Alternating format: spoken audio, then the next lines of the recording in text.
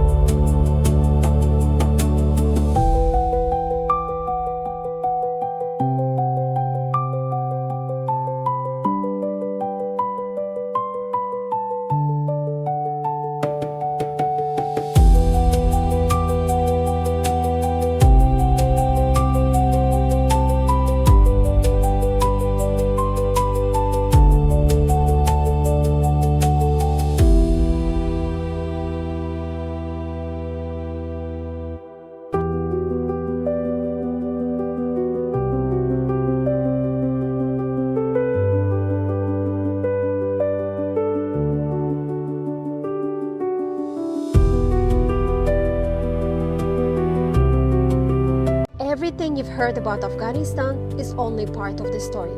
I came here as a female traveler with fear in my mind because of everything I had heard: war, danger, stereotypes.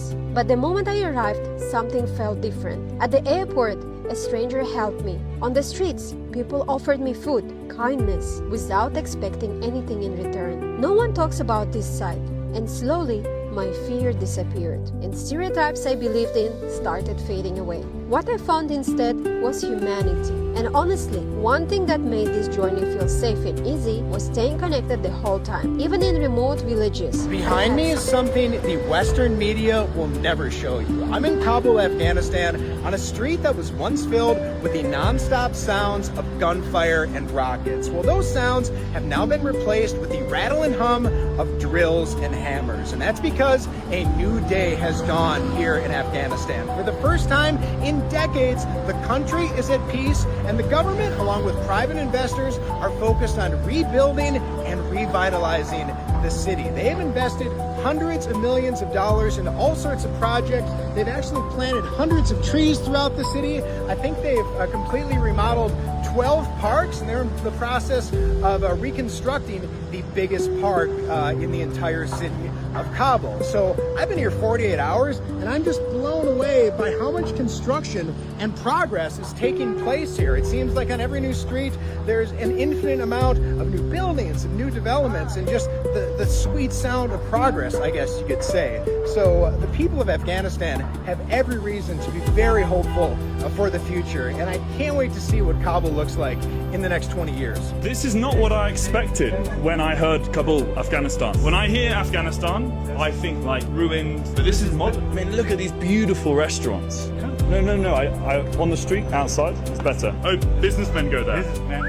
One of the biggest things I learned in Afghanistan is to never trust a building by how it is outside, because we just walked in to this area, looks like a normal parking lot. It's pretty nice with the sunset, but this behind me, we are now in yurts, Afghanistan yurts. How do you call these? Tent, okay. And one of the coolest restaurants that I've ever been in before in Kabul. Let's have a look inside. Check this out. Welcome. Push on my feet. Situation happening here. With traditional clothing and everything. What are you doing? I suppose they don't have sparkling water here. We ended up spending a good couple of hours here as it went dark and also had a friendly visitor. As always in Afghanistan, we ordered way too much food, but the bread here was so good and fresh. The whole restaurant is actually over 3 floors and it's more like a museum than anything else. Family run, this place is full of antiques from around Afghanistan.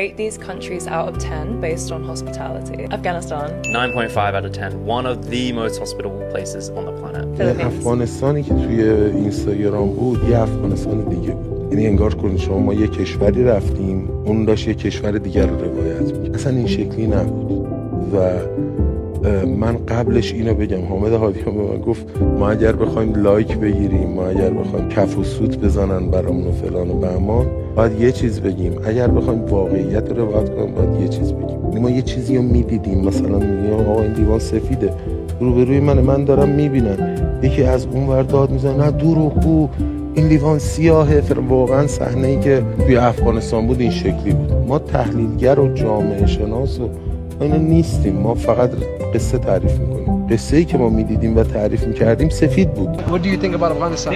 It's the worst country because I can't pay for anything, you know. Well, you're saying you shouldn't pay your guests. We care for our guests as much as we can.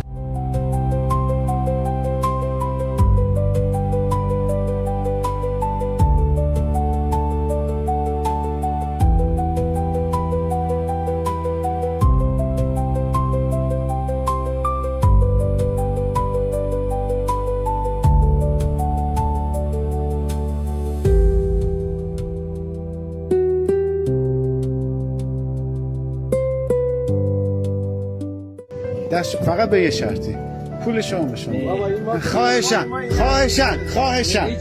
خواهشم به خدا بابا شرمنده میکنه دست شما در نه مرسی دست شما در شرمنده میکنه به خدا سر دست شما در نه شرمنده میکنه حال شما خوبه؟ خوب هستی شما؟ قربان شما مرسی ببخشید با دست شما خوب هستی؟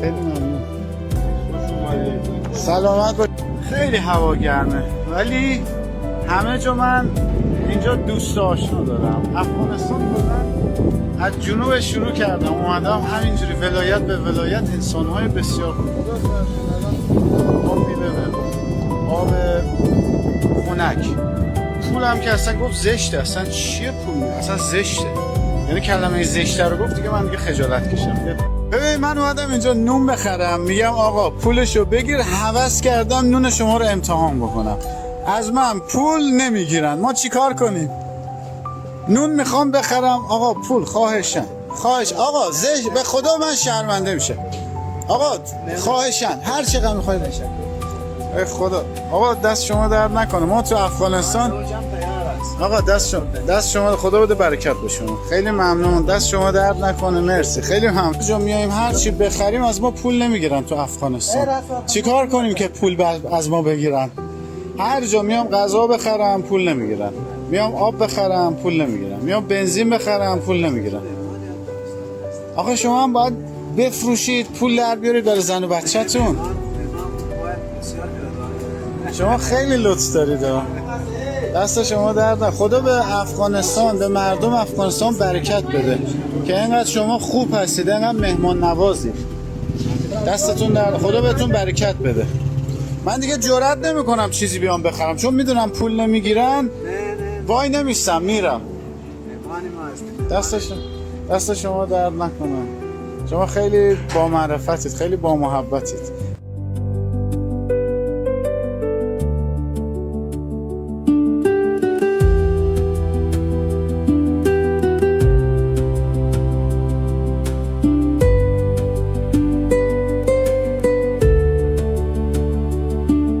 اینجا حرفی برای گفتن نداره واقعا از نگاه سرسبزی خیلی یه دست شوانات یه دست بعد نهالا یه دست خیلی جای بکریه حتما دوستان عزیزی که از ولایت دیگه میان داخل کابل بیان این قصر پغمان هم آب و هواش اوکیه هم فضاش ما هم برای تو گفتیم مساحتش خیلی بزرگتر نه؟ تو اون انتاف کنم هست بله مثلا